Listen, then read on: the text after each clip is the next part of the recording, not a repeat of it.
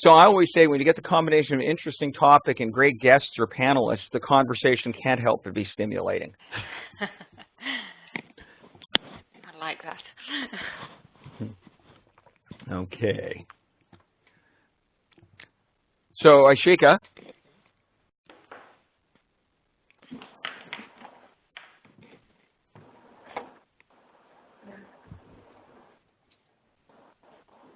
Okay, we'll be starting in the next 3 minutes. We have a few attendees who have joined us. We are waiting for a few more, and we'll be starting in the next 3 minutes, yeah?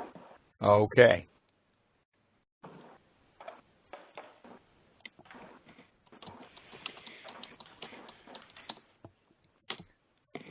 And from what I understand, Ashika, the attendees can hear our conversation right now, correct? Yes. So it's almost like the early days of live television or coverage of an event where they'd get a behind the scenes experience with the host talking, just to make sure we know what we're talking about, right? Yes.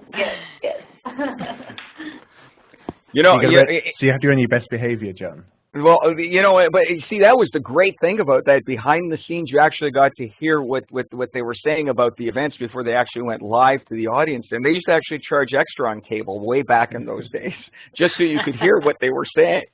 But you're right, Phil. I'll have to. I certainly won't do my usual 1 minute to live singing. So you're hot mic'd at the moment, so everything can be used. Taken and used against you and everything. That's correct. So it's always good to plead the fifth in moments like this, right? Now, Sheena, you're a little bit ahead of us now. You're right now overseas there, right? Yes, I'm in the UK, so it's 1:30 here at the moment in the afternoon. 1:30. So after lunchtime. See, and I'm sort of in the moderate comfort zone here at around 8:30. I see lunch didn't happen yet, so if you hear any grumbling, it may be my stomach. I apologize in advance. The amazement of modern technology, how you can connect the world. I remember when we used to actually, and again, dating myself, dress up for long-distance phone calls because that was a big family event. Neither of you probably remember those days, I bet. Oh, I don't know. Yeah. Just dressing up, I think. You know, whatever the occasion. Okay, all right. Okay. Okay, all right. So, you know, let us start with our webinar for today. Okay. All right, welcome everyone. Thank you for joining us for today's webinar. My name is Aishika Bhattacharya and I'll be your moderator for the session. Today we are presenting Measuring for Success in Source to Pay, the KPIs you must track to boost ROI by John Hanson, editor and lead writer, Procurement Insights. We also have with us esteemed panelists Sheena Donaldson, who is a knowledge manager at SIPS, and Philip Edison, founder of Catalyst Co. Just a little housekeeping before we get started. At any point of time, you may send us your questions in the Q&A box, and they will be addressed towards the end of the webinar. We'll also be having a few poll questions during this webinar, and we'll be eager to know what you think. Introducing Zycus. Zycus is a leading global provider of complete source-to-pay suite of procurement performance solutions. Our comprehensive product portfolio includes applications for both the strategic and the operational aspects of procurement. Zycus has been recognized as a leader in Gartner's Magic Quadrant for Strategic Sourcing Application Suites for 4 years in a row, making it the only procurement vendor to have achieved this feat. Now, without further ado, I would turn the time over to John. Thank you, Ashika, and welcome everyone. Glad you can join us today. One thing I just want to add to what Ashika has just said, the Q&A area is certainly an area that you can use to pose questions. However, the chat room is going to be open throughout this entire discussion. And I think this is important to point out that along with the poll, which are live polls, which will give immediate results, I would encourage you to avail yourself of the chat to ask questions throughout the actual webinar itself, because, you know, we find that and again, if you're comfortable with that, we find that it's interesting that you become part of the dialogue rather than just sort of listening. You may have some questions for the panelists that may require an immediate feedback. So just avail yourself of that, and remember that this is an open, dynamic discussion of which we welcome your participation. Now, as Ashika talked about, there's my bio, again, editor and lead writer for Procurement Insights. But enough about me. Let's go on to the people who are joining us today. Sheena Donaldson, again, knowledge manager at SIPS. Welcome, Sheena. I'm glad that this is the first time we've had a chance to actually talk and do one of these together. It is, John. So thank you for inviting me to be part of the panel today. Well, now let me just ask you this quickly in terms of your background with procurement, more than 20 years, and we did have a little bit of a pre-discussion leading into this. I mean, from a KPI standpoint, and we'll delve into it further, I mean, it's certainly taking on an interesting evolution, if that's not if that's the right word to use, isn't it? Absolutely. I think the procurement profession as a whole is fast-tracking, it's getting a bit more dynamic. There's a lot of young minds coming into the profession that are knowing that they can make significant changes and add some real value to organisations. So that's great to see that in my 20 years, things are really starting to pick up the pace within the profession now as well. Well, I'll look forward to hearing more about that. And, of course, I want to turn to Phil Edison, who's joining us. Phil, out in sunny California, thank you for getting up extra early for this. Welcome. No problem, John. Not so sunny yet, but hopefully by the break of day, we'll have some sunshine again. But I'm delighted to be able to join you again. Thanks for inviting me, John. Now, one thing I wanted to expand on you, Phil, in terms of a little bit of background and bio. Can you give us just very quickly in a minute a brief overview as to Catalyst Company? I mean, I know you have an extensive background working with large organizations, but what does Catalyst Company do? Yeah, it's interesting. We're just about to launch that as a brand, but essentially, so my background is in procurement my entire career. You know, both on the practitioner side and the service provider side, and set up my own business a couple of years ago. Now, Catalyst Co, we help primarily organizations in their learning and development. So it's thinking about, you know, how can I get the most out of my existing teams? Because there's such a shortage of talent out in the procurement space right now, and I think that procurement is going in directions that perhaps are, you know, some of the industry isn't quite ready for yet from a talent perspective. So we help kind of match up where organizations want to go with how do they develop their teams. And we do that in some interesting ways, really based around the idea of micro-learning, which is small nudges consistently over time, which helps people change habits, helps them change behaviors. So, and you see, it's interesting to bring that up because that's a key area that we're going to get into.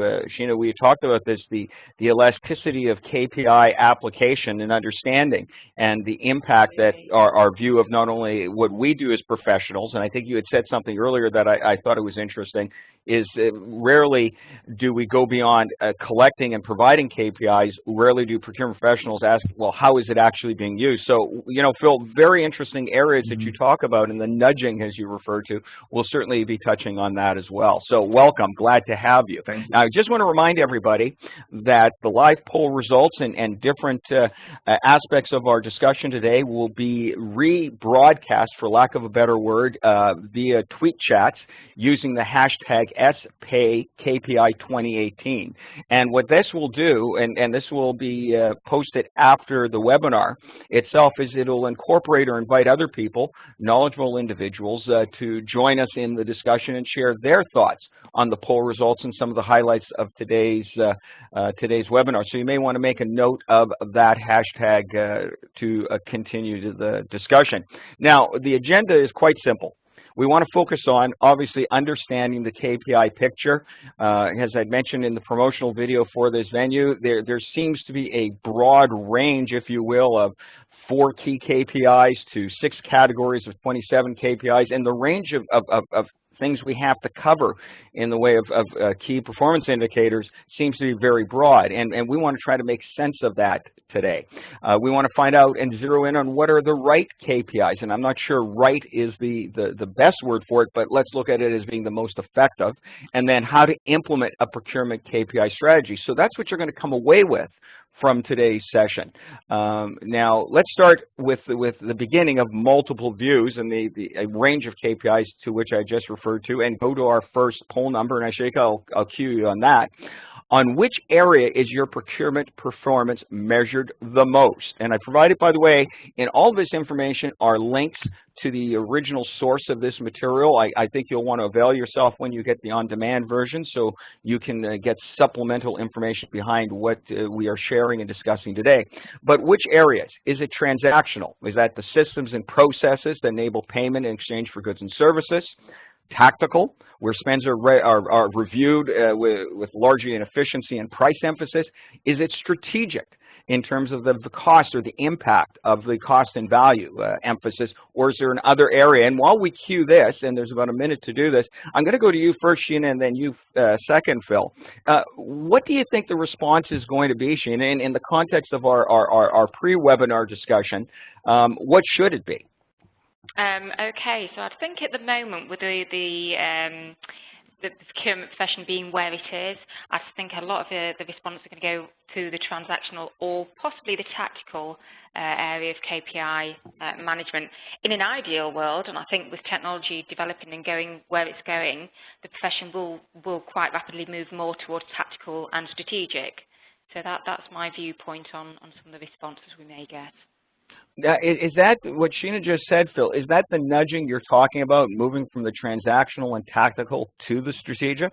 It is. It's funny you say that because we had a conversation just a couple of days with an organization about just that a lot of their team are very tactical, and they use those words, transactional and tactical, and how can we take them to become more strategic?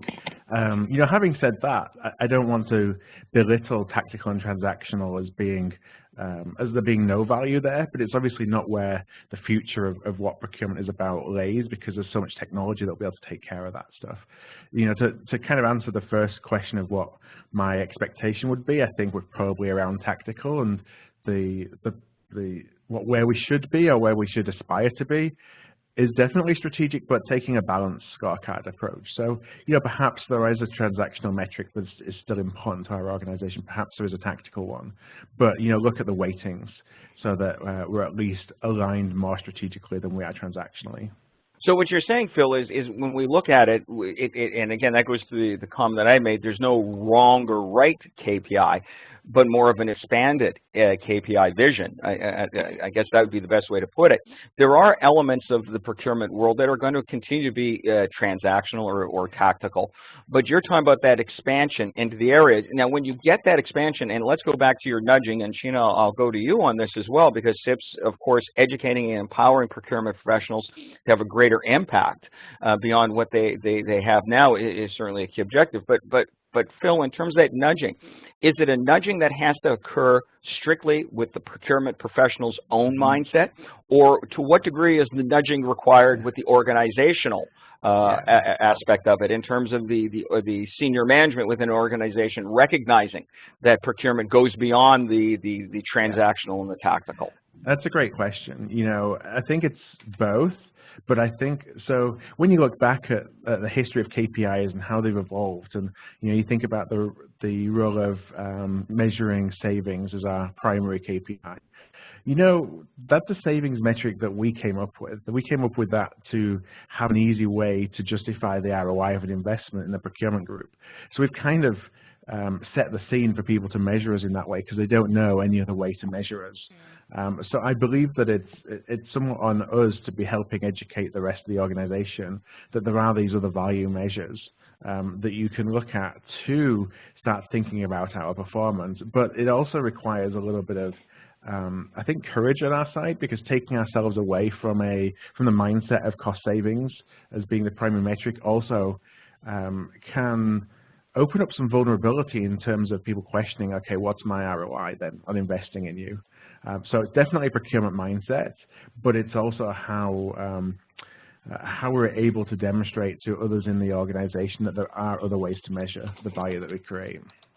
Okay, now taking what Phil just said, Sheena, and we had talked about this as well, and I made reference to a McKinsey study that talked about 1,600 incumbent companies over the world being polled about a digital reinvention strategy, and certainly taking advantage of the technological breakthroughs to which Phil alluded moments ago.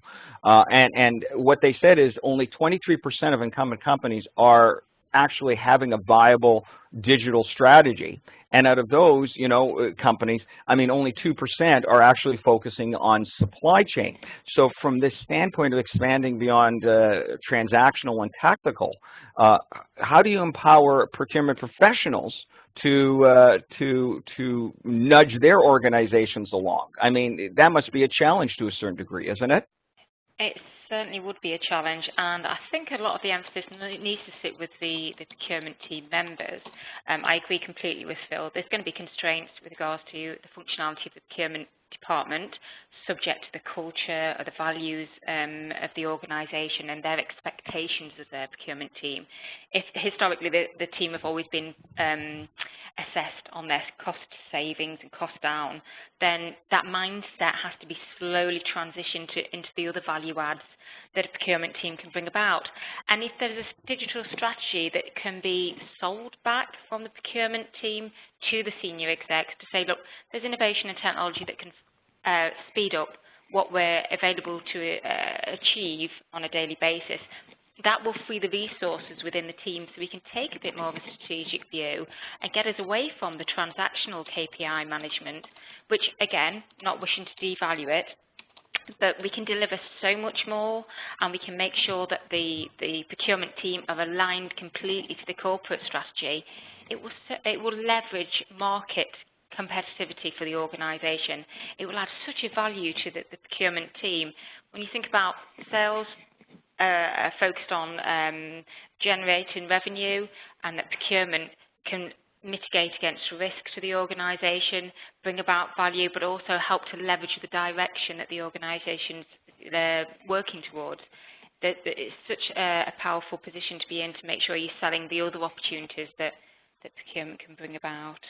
Got it. Now, Ashiga, I believe we'll have the poll results up momentarily, and I'd like to get those results up before we move on to the next slide, because, and I think this is an important discussion point, both Shane and Phil, because one of the things that I mentioned is the range of KPIs, where it goes from 4 basic ones within a limited number of categories to 6 categories with 27 KPIs, and we're going to cover on that momentarily. So, I mean, I want to cover that range as we get into this discussion within this context of sifting through that to get an understanding of what the audience may be dealing with themselves, and then being able to hone in on specific ones. But let's look at these results right now. Very interesting in terms of the response. Wow. I mean, the majority came in at strategic. And actually, the majority said no answer. Isn't that interesting? Okay, so let me ask you with that question there, Sheena, going to you. No answer. What does that say? That's interesting.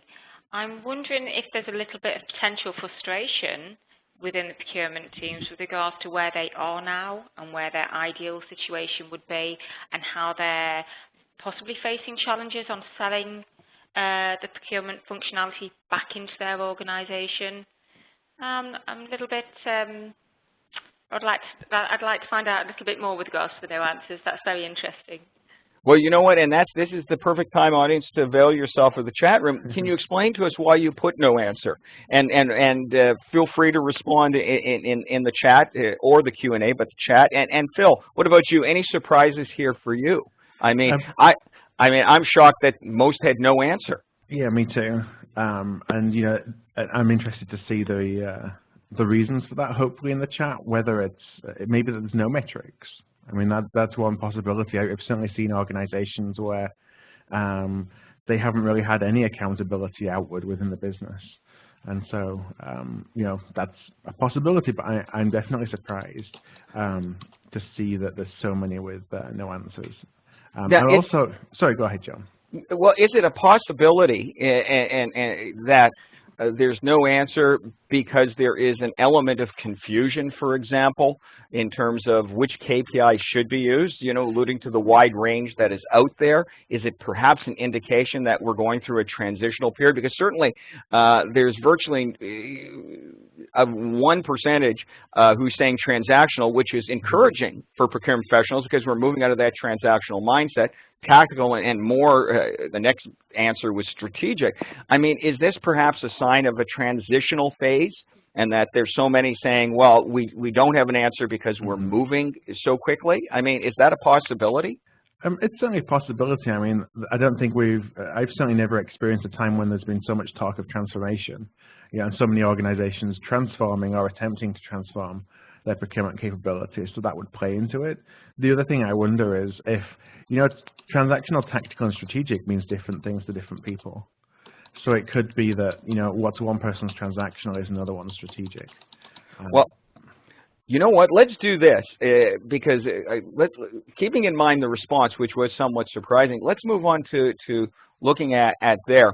When we're talking about this, they're focusing on transactional and tactical only. But it's basic procurement. I mean, how strategic procurement is so much more beyond that. I mean, I don't think we'd argue with any of that. This came from a future purchasing article with regard to that. So maybe that's part of the answer that we're talking about. One view is that strategic professionals need to open up, expand, and explore the unexpected. Sheena, from a SIP standpoint, how willing are procurement professionals to do that? How many are locked into what they're doing, either by choice or by dictation of their organization, but how many of them are eager, based on your experience, to look beyond the scope of what they're doing right now in terms of measuring their impact? I think what we experience is there's two clear mindsets. There's the procurement team members who unfortunately will conform to the historical expectations placed on the department, but there's a lot of new procurement people that are coming into the profession that have either worked in other areas of the organisations or that are fresh into procurement, and they're really starting to challenge the conventional and the historical norms and knowing that they can make a significant difference to the organisation's strategy. And they are challenging legacy systems.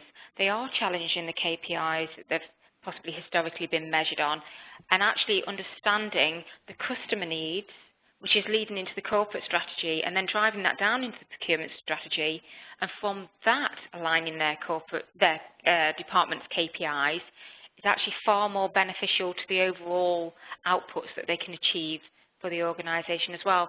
And it's nice to see that mindset's changing and that the profession's developing it, and so rapidly developing it at the moment as well. Now, Phil, at the heart of what Sheena is saying, is this a generational influx that's driving this? Is it like what's behind the change in attitude that's occurring? Yeah, so in one respect, it's kind of concerning that the changing attitude comes from the outside, essentially. It comes from people who, more and more folks are coming into procurement because sourcing. So CPOs are looking to hire for market knowledge. They're not looking to hire for procurement technical knowledge. And so they're bringing folks in who don't have a procurement background, and they're bringing that different perspective. Or people coming in the first time, as Sheena said, at the beginning of their career. To me, it's more mindset. I really don't like labeling of generations or of certain cohorts of people coming into the profession to change it. I think that there's professionals who've been in the procurement for their entire career, but they have that growth and that why we call our company Catalysco. They have that catalyst mindset, so they're willing to kind of drive change, and that can come from anywhere. But our experience is so far, that's a relatively small percentage of the profession. And I think that's a challenge for us. That's what we want to try and help and encourage and inspire others, because I think for a lot of professionals, they're just kind of afraid of putting themselves out there and of challenging the status quo, because it's probably easier not to. So for me, it's about kind of sharing examples of where people are doing that to give people the confidence that they're not on their own if they want to challenge. Well, here's something that may shed some additional light, Phil, on what you're saying. Allison responded in the chat room, we have a new procurement department where there are no KPIs in place, and procurement is not seen as a strategic function, but more administrative. I mean, Sheena, what does that say to you? That's a bit of a shame, and we do unfortunately see that mindset. But I mean, it's great in the first instance that the organisations recognise a need for a dedicated resource to having a procurement function. My strongest feedback that I would give on that basis is it's now the procurement team's core objective to sell themselves back into the organisation and their value and what they can bring, and that risk mitigation, contract management, cost savings, they're all critical to making sure that the organisation achieves its end goal in its direction that it wants to, and procurement are going to play a significant role within that. And we hear quite a lot that procurement are still reporting directly into finance. So the procurement have got such a longer window of vision of spend and spend analysis that it'd be nice to see more and more organisations realising the value of procurement and them being represented more from a directorship perspective on the board.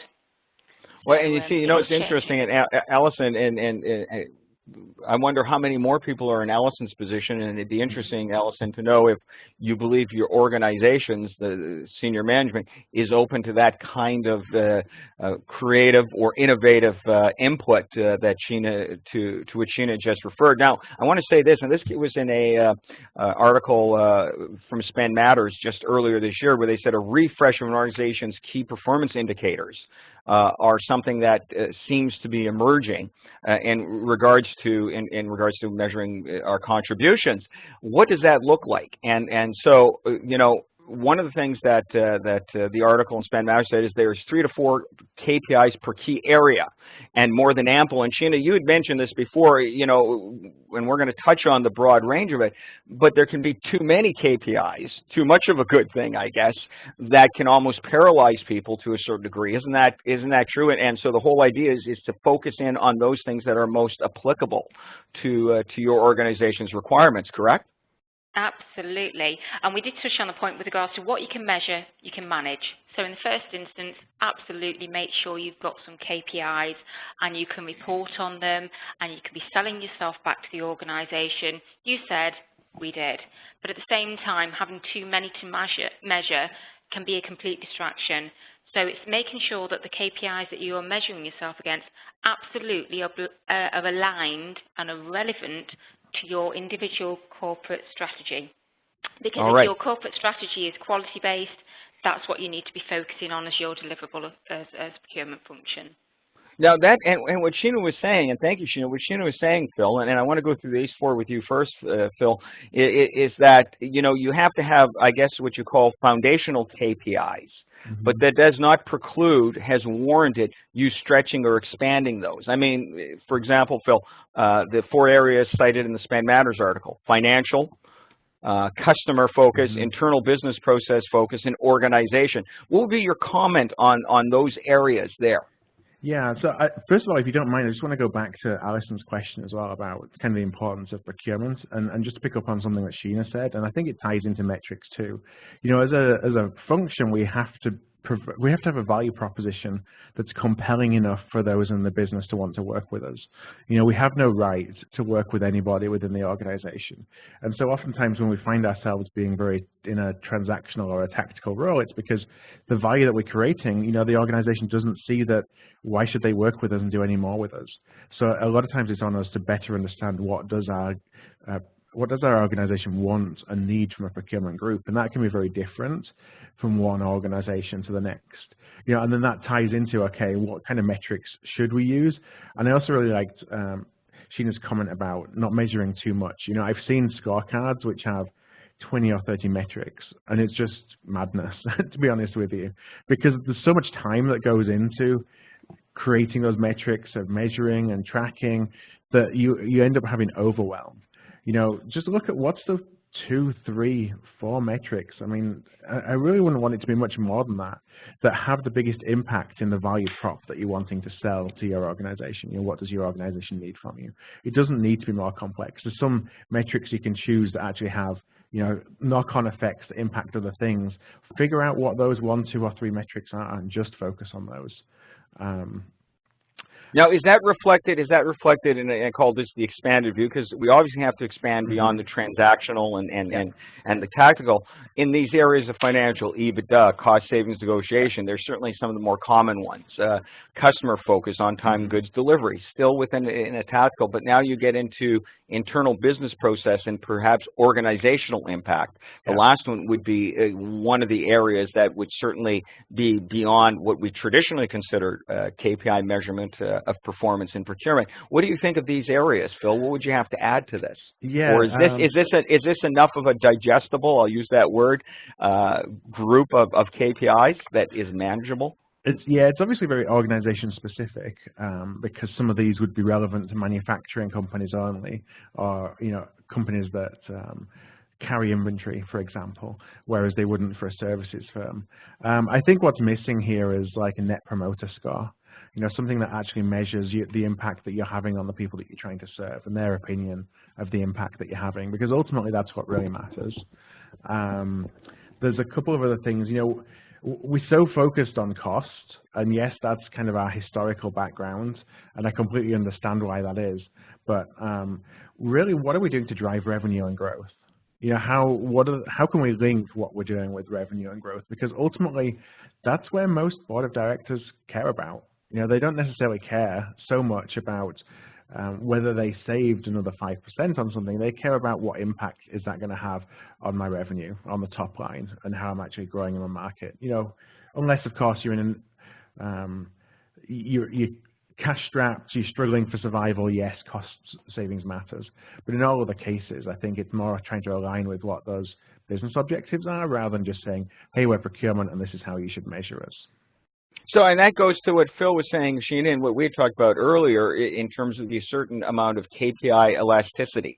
In other words, it can't be taken in isolation. We have to look at it that there are going to be some core standards of measurement across all organizations, but beyond those cores, there are also going to be unique or indigenous measurements that are going to be only applicable to different sectors. I mean, that's a safe way to say it. Yes?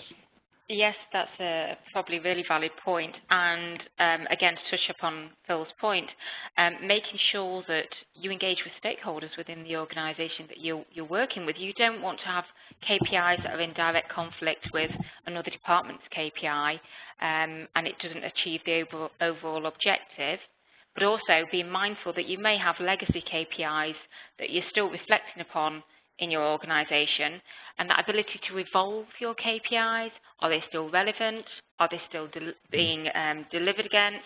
Is anybody analysing the information? How is it being utilised? And is it still fit for purpose at the end of the day? Well, you see, this is an interesting point, and I want to digress just for a moment on what you said, Sheena, is that you can't develop the KPIs in a vacuum. You have to also have an understanding, a more holistic understanding of the enterprise in terms of what your KPI performance is and how it impacts other areas of the business. What's that old saying is, you know, what's food to one is poison to another, and unintended consequences? I mean, that's what you're alluding to, isn't it? It is. What you don't want to be doing as a department is think, great, we're being super effective, this is our KPI, we've determined it as a procurement function, and then realising that it has a massive impact on the rest of your supply chain or your finance team as well, and actually it's inhibiting them from achieving their objectives. So it's about making sure there's a lot of cohesion across departments, so that various factors are considered, and again, it's driving each department to work cohesively to achieve their overall objectives, to make sure that the corporation or the organisation strategy is being met by everybody. And see, and by the way, this is why we want to spend a little bit more time on this area, audience, because obviously coming in and saying here are the KPIs you have to follow would be a very difficult challenge for us both Phil and Sheena to be able to share this with you because each organization is unique. But I think the takeaway from here is quite simply this, is that your KPIs have to have a foundational part to them. They have to have an elasticity to them, but they also have to have a collaborative element to it. I mean, is that the best way to sum up this first section, or am I missing something? I'll go to you, Phil, first, and then Sheena. Yeah, I think so. And there was just one kind of an example I wanted to give as well. And Sheena was talking about making sure that you're continually reviewing your metrics to make sure that they're fit for purpose. You know, one that immediately comes to mind is because as we think about metrics, you know, it's easy to go and say, okay, these are the 10 traditional procurement metrics. And, you know, you had a list of them a couple of slides ago, and to just say, okay, we're going to cherry pick some of those, then we're going to go and find a benchmark, and that's going to be what we want to try and hit. But something like a spend under management metric, for example. So even when you think strategically, you know, a lot of procurement organizations think about spend under management as a strategic metric. You know, how much influence are we having over the third-party spend? But is that even the right way to think about what you should be measuring? Because you as an organization may say, hey, I don't really care about a lot of the tail spend, you know, that's something that I'm really going to be comfortable letting my organization buy on its own. I have a small group. I want that group to be as impactful as possible. I only want to touch the spend, which is going to be material to the competitive advantage of the company. And that spend may only be 10 or 20% of the total spend of the company. Now, if you have a spend under management metric that says, hey, best in class is 80%, then you're pushing people to try and get to 80% spend under management when your value prop is really just to focus on the 20%. So I would really encourage people not to just go and look at a benchmark and say, okay, because all the other companies in the world are aiming for an 80% spend under management, let's say, then we should too, because that may not be right for your situation. Again, take it on an individual basis. So let's do this. As you know, what are the right KPIs? And poll number 2, I'll cue that, Ashika, is on which areas should procurement KPIs have the greatest impact? Notice the question is not on what areas, but on what areas should have the greatest impact. Should it be on a financial standpoint? Should it be on a customer, internal business process, or organization standpoint? And while we're waiting for that, Sheena, what are your thoughts? I mean, we're surprised by the results of poll number 1. Are we going to have a similar surprise here with this one? I think this is a little bit of a curveball question in many ways, John. Just going back on some of the points that we've covered, because it's subjective to the organisation. For myself, reflecting on my own procurement experience, I'd be customer focused. Because at the end of the day, if you're not meeting your customer needs, and I wouldn't put it specifically down to zero stock out on time OTIF figures, but if you're not meeting as an organisation your customer needs, you're not going to be delivering the right product or the right time, or the right quality, quantity. So we all know the 5 rights of procurement, but we have to, as an organisation, remain customer-centric, customer-focused. Because when we fail to meet our customer needs, there's that inherent drift. And we're giving market share or market leverage opportunities to our competitors. On the back of that, once we are understanding our customers, we're meeting their needs, then we can measure other metrics around that to say, right, how can we benchmark ourselves?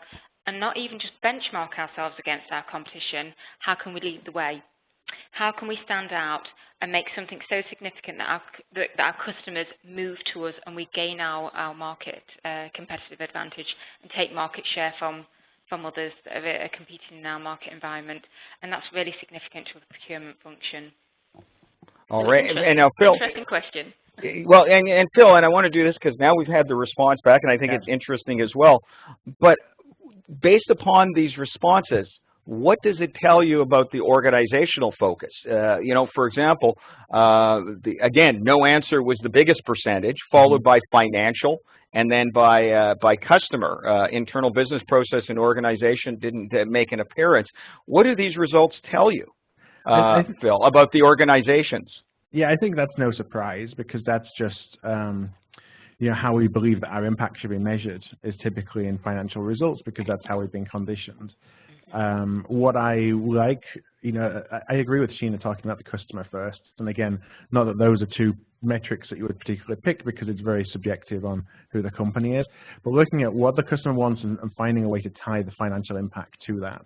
So it kind of combines the 2 of them, but it means that you're leading with a customer first viewpoint, but you're still measuring impact in some financial way, because ultimately that's still how an organization wants to look at. They want to be able to tie your impact back to whether it's the top line or the bottom line.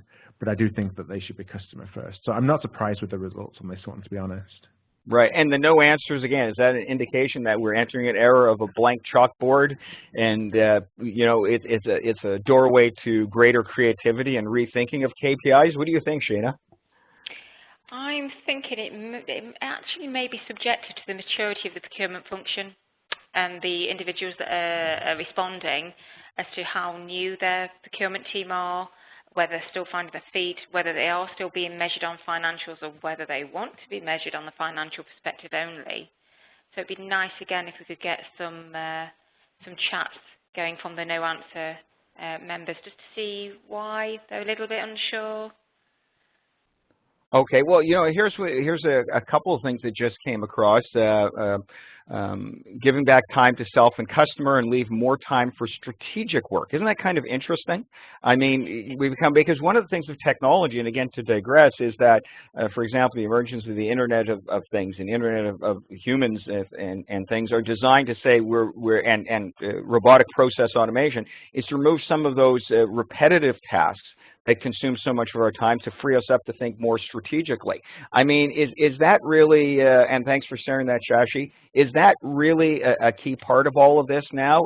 Are we prepared to be strategically thinking versus in the past where we were more, again, focused on transactional or tactical? What do you think, Sheena? I think if we take a 10-year projected view of procurement and how the profession is going to be changing in that time, absolutely. I think there's a desire and a need from procurement professionals now that they're saying, hang on, why are we running the same processes day in, day out? We know there's new technology coming into the marketplace. We all talk about automation. There's blockchains hitting our radar at the moment. Smart contracts coming into our window of vision. We're aware that there's new technologies that are going to take the profession away from doing the day in, day out repetitive elements of our roles, and then that will free up the function to take that strategic view. I think there's quite a lot of procurement professionals that are hungry for that to happen quite rapidly. So that's a really interesting comment. I'm quite excited about how the profession is going to be developing in the next 10 years, to be quite honest. Now, before I get to you, Phil, and thanks, Sheena, to expand on that, one of the panelists said the poll ended very quickly. Okay, so maybe we'll give you a couple of extra minutes because we're only in an hour here. You know, great conversations do go by quickly from a time standpoint. So maybe, Ashika, we can add another minute onto that. But avail yourself of the chat and tell us what you would have said had you had a chance to respond to the poll. And I'll certainly be monitoring that and incorporate that into the discussion. But now, Phil, look at financials, because that, outside of the no answer, that was the big one, and that didn't surprise you. Let's look at, I just want to focus on EBITDA here, because traditionally, and let's go back to Robert Rudsky. I think he wrote the book on bridging the gap between procurement and finance, and talked about us having the ability to look at EBITDA. Are procurement professionals actually looking, when they look at financials, are they looking at EBITDA? I would say not at scale. So I have conversation with procurement groups that are looking at it, but most often it's really just with more of a siloed view of cost savings. I guess that's probably the best way to answer. There are some that are looking at that, but I think that it's still it's mostly aspirational for us to be looking at our metrics in that way, at least in terms of how I see people actually measuring. Not in the talking about it, but the actual measuring of it. Mostly, I think that we're still, unfortunately, in the land of cost savings. And the challenge that comes with that is, like, because we're pretty much in control, let's say, I'm going to step back and say in a non-manufacturing environment, you know, it's easier to validate cost savings in a manufacturing environment because you've obviously got inventory associated with those cost savings. But in a services environment, it's very hard to actually validate that cost savings exist. And so there's somewhat of a lack of trust with the financial community in cost savings that we often report, unless there's an awful lot of rigor going line item by line item in invoices, which is just so time consuming that makes it almost impossible for most companies. that the primary metric we use, there's a lot of skepticism in an organization about it. And that's probably one of my biggest concerns. Well, now, and Sheena, I want to go to you in a minute. One of the attendees wrote and shared financials in light of TCO, total cost of ownership, is an area that wasn't touched on here. I mean, so let me go with that.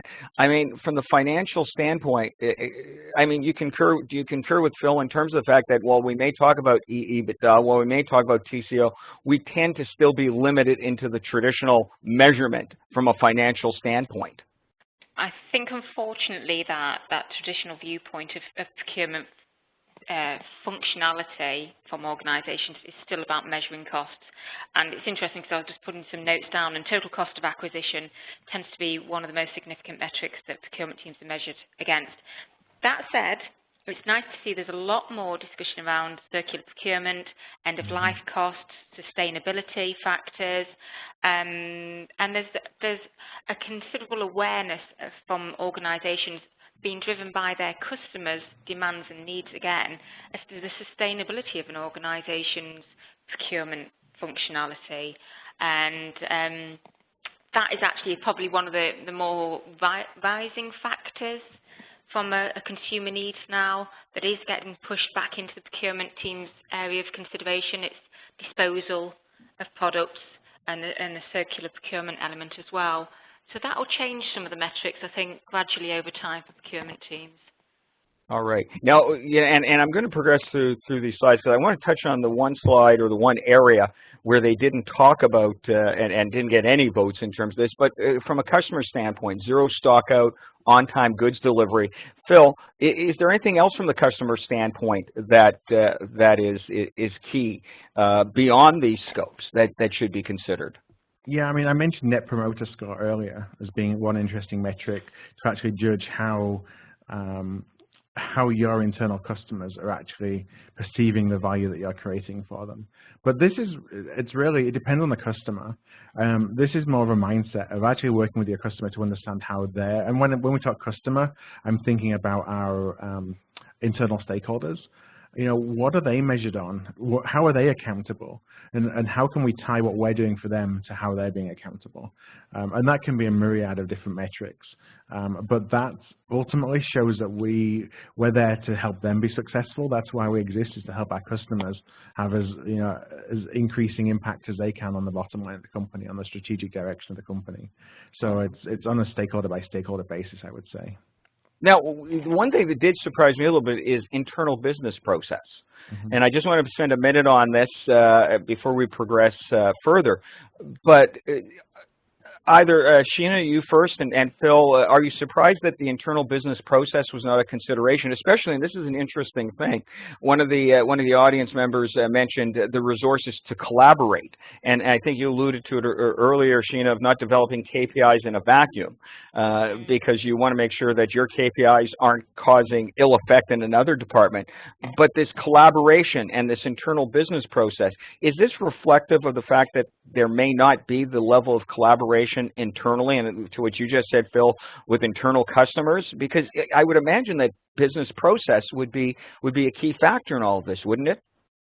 I would think it's kind of an inherent and a bit of a necessity. What I would challenge many procurement professionals to do is do some kind of analysis with their internal stakeholders to see how they're perceived within the organisation.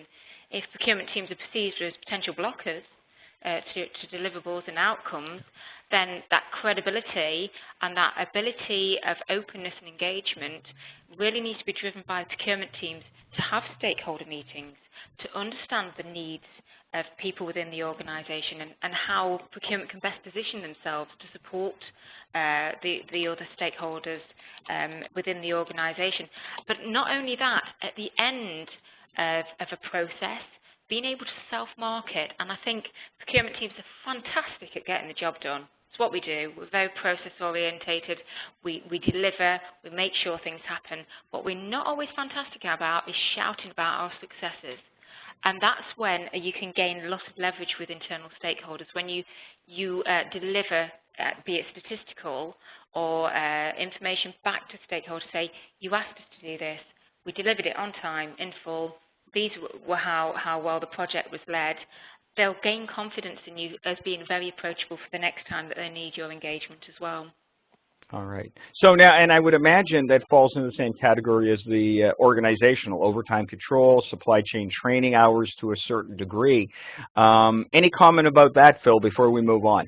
Yeah, the thing I would say, and maybe this is triggered by just seeing on the slide supply chain training hours, you know, to me, metrics should all be about impact. You know, what impact are we having? And there's a lot of those internal and organizational metrics are not necessarily measuring the impact of doing something. For example, that one is measuring the amount of time we spend. Well, that's great, but how effective is that time? So I was surprised that there was no answers to the internal business process because, for example, spend under management, which was one of the ones listed there, is a pretty standard procurement metric for most organizations. So I would imagine most organizations have metrics around measuring how much spend they have a purview over. But no, that's more of a general comment, I think, for me, is that these don't necessarily measure impact unless you find a way to reorient these kind of metrics so they are measuring impact. So, and that goes back to, again, and it was a good point you make, Phil, and it goes back to what you said, Sheena, as well. You've got to understand the consequences of what you're measuring, as much as understanding why you're measuring it, what are the impact. And that goes back to, I think, Sheena, you alluded to that earlier, did you not? Yes, absolutely. Making sure your KPIs are fit for purpose at the end of the day, and taking time to review them periodically to make sure that they're still relevant and the information is being used and utilized in the right way. All right, but it all comes down to, and I guess the best way to close this off is to say that whatever the KPI is there, and this is from the Spend Matters article, but certainly other reference material that I research, is that we have to be in a mode of refinement and customization for applicability. And I think that's the best way to sort of sum up this particular section, is that we have to have a reason for doing not only the KPI measurement, but understand its impact to constantly challenge its validity or veracity going forward. I mean, is that a safe way to conclude it? John, on that point. How about you, Phil? Anything to add to that, or no, have we hit the mark? I think you hit the mark. All right. Now, let's go into the final section here. And, you know, the question is this, poll number 3. Which of the following areas are the most important to ensure a successful KPI strategy? Research and discover, developing your strategy, defining your KPIs, monitoring and measuring, or not sure? Now, I don't know, Sheena, is this one of those curveball questions that I put up there before? Absolutely, because to me, pretty much all of them are critical. You need to have a great understanding of the direction your organization wants to head in, developing your strategy, defining your KPIs, monitoring and measuring.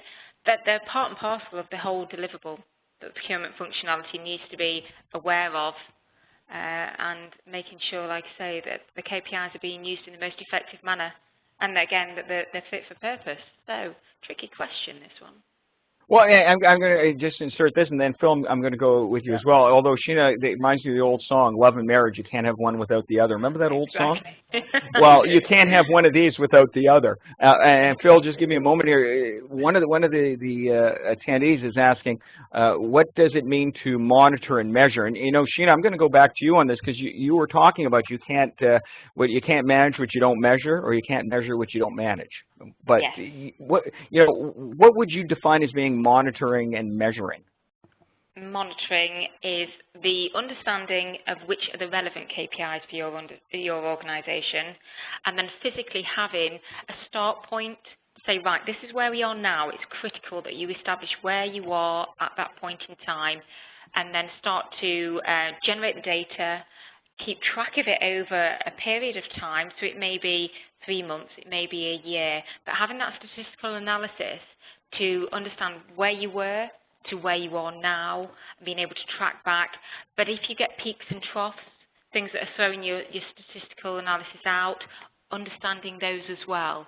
They will be the elements that will help you be aware for future eventualities, and just make you a bit more mindful of things that are going to potentially throw you a curveball for your team, so you can be prepped and ready and proactive rather than on a reactive stance with things.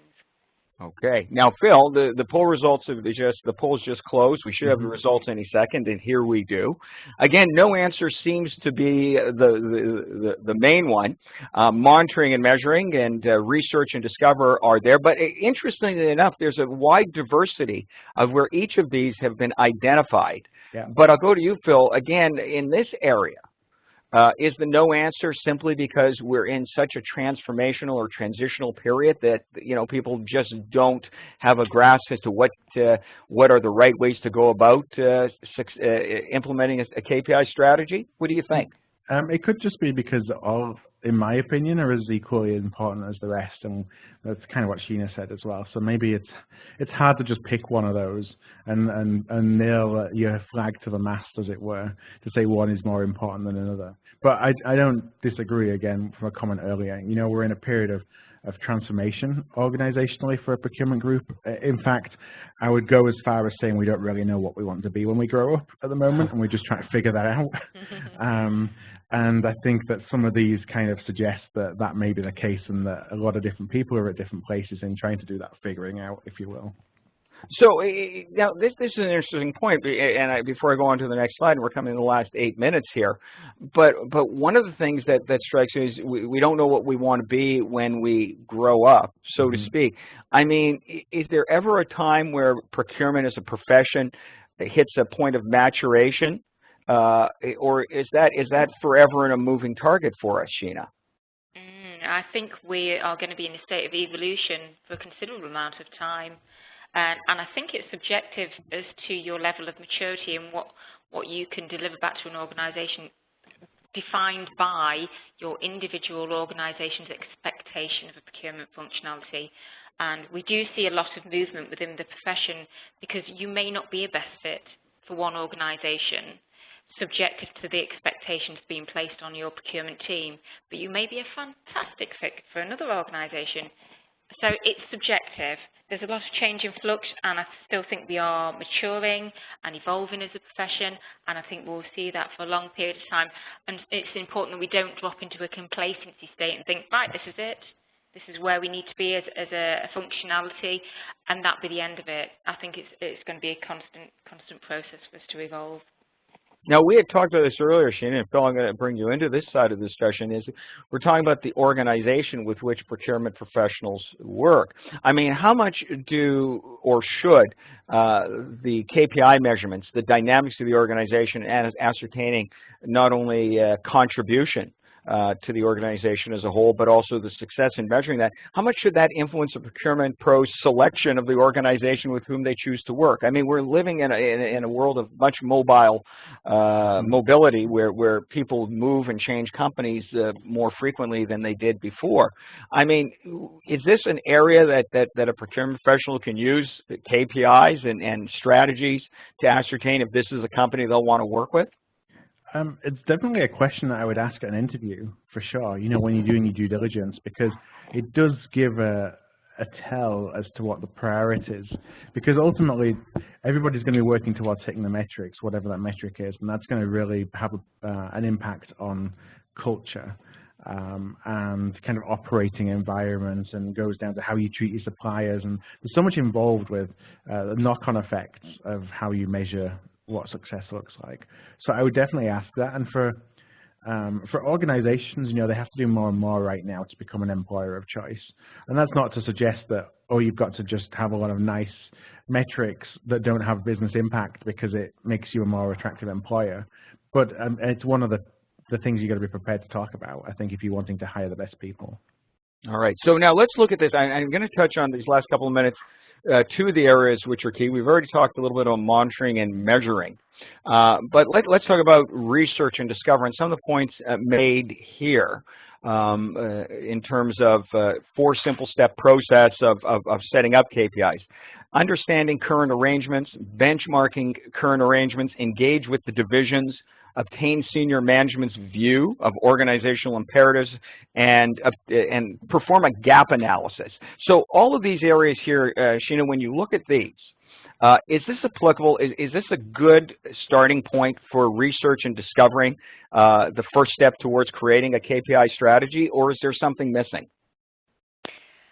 I think you're off to a strong start. I think we've touched on a few of these points actually in open discussion. Particularly critical, I would say, there is performing a gap analysis, and that will come from the people development side of aligning to a strategy as well. Knowing that you've got the right people on board, you've got the right senior buy-in, and then from that, that's when your procurement strategy can be established, and on the back of that, that's when you can align your KPIs and, like I say, check that you're heading in the right direction. But don't be afraid to look outside of your own organisation. See what's happening in the marketplace. That's really significant. Like I say, you don't want to be retaining legacy KPIs or legacy systems that are no longer fit for your organisational needs. So don't be afraid to think a little bit more strategically yourself. Yeah, and Phil, leading on what Sheena said, and again, we talked about earlier the elasticity of KPIs. When we view this and creating a system, not only looking within our own enterprise, but what other organizations are doing, I guess the best takeaway here is that there isn't a cast in stone or set in stone set of KPIs or rules or approaches, that you have to have a certain amount of innovative interest to really structure a KPI process or platform within your own enterprise, don't you? Yeah, there isn't to me, there's no such thing as one size fits all for anything that we do, and that obviously makes it a lot more nuanced. That's why I think research and discover, to me, that's the most important step. That's only the case because I think they're all important, but you have to do this first. So, you know, it becomes the most important. But it is really critical just to get a pulse of what your organization actually needs from you as a procurement group. And Sheena mentioned earlier self-awareness. You know, to me, that's where self-awareness comes in.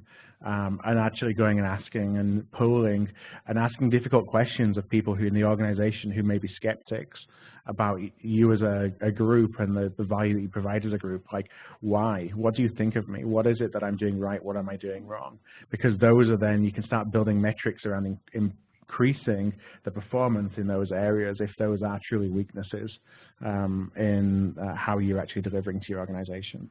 Now, you know what, to take this, and thank you for that additional insight, Bill. To take this, let's go just very quickly. There's a question from Mike in the audience on thoughts on how to standardize different definitions of KPIs across organizations when comparing against benchmarks, e.g. Spend under management, maybe where procurement are involved in the purchasing.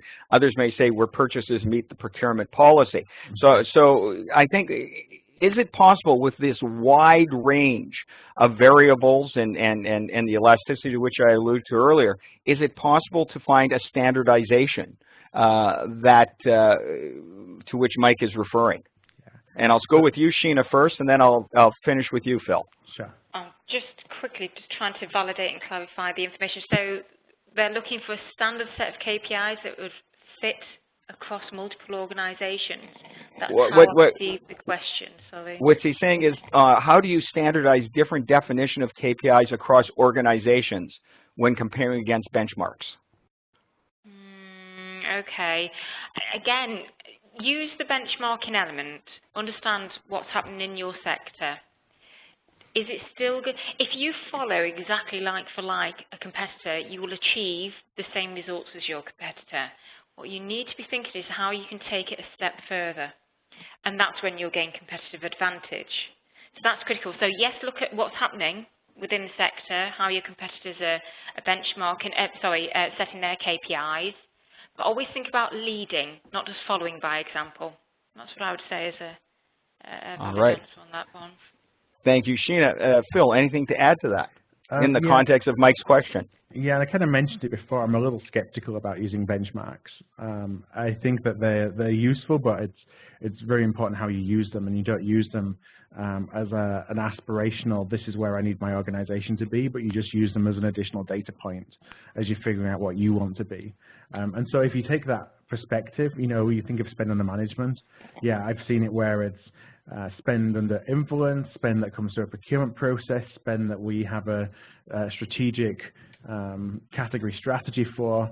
Different organizations just think of it in different ways. So I just think, what's the best for you and where do you want to go and what impact do you want to have with the resources you have available?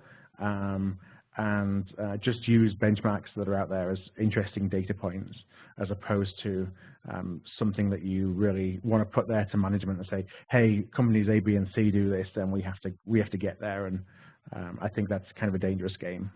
Okay. Well, Sheena and Phil, thank you so much. I guess it would be safe to say, and maybe sum it all up, is that KPIs are as much a tool for change as they are a tool for performance measurement. I mean, would that be certainly not all-encompassing, but would that be a fair statement to close off today?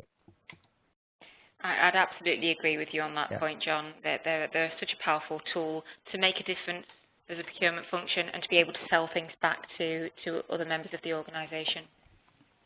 Great. And you know what? And thank you so much, Phil and Sheena, for joining us, because I think this is an important discussion that, again, going back to the Deming mindset, is you can't manage what you can't measure, or you can't measure what you don't manage. Either way, on that regard, I want to remind everybody that the slides we touched on in here were focused upon the response on the polls themselves. But on the on-demand version, again, I'd encourage you to avail yourself of all the resources that were referenced in the PowerPoint. I also want to remind everybody that the poll results and discussions will be shared in a tweet chat using the hashtag SPayKPI 2018. And with that, I'd like to thank you for joining us. And Ashika, I'd like to turn this back over to you for any closing comments or words. You know, we had a very good discussion today. There was a lot of interaction from the attendees that we had today, and interesting poll results. Although, yes, the majority chose not to answer, but I think we got some very interesting insights from the ones who did choose to answer. And it was a very good discussion. From Zycus, we would like to thank all three of you for coming over and having this discussion with us. And I would request all our attendees to tweet chat with the hashtag SPayKPI 2018. And if you have any questions, you can either tweet it or you can write to us from the emails that we have shot to you. You can reply back to them, and we will forward them to our esteemed panelists, and we shall help you with your queries. And we will look forward to having you at our webinars that we'll be conducting henceforth. Yeah? Okay, so we'll be ending the session now. And any more parting thoughts from John, Phil, or Sheena? So I think you summed it up well. Sorry, go ahead, Sheena. No, I just want to say thank you for inviting me along to be engaged in the webinar today. It's been fantastic. Thank you. It was great having you. Thank you. Okay. All right. Thank you. Thank you, guys. I shall be ending the meeting now.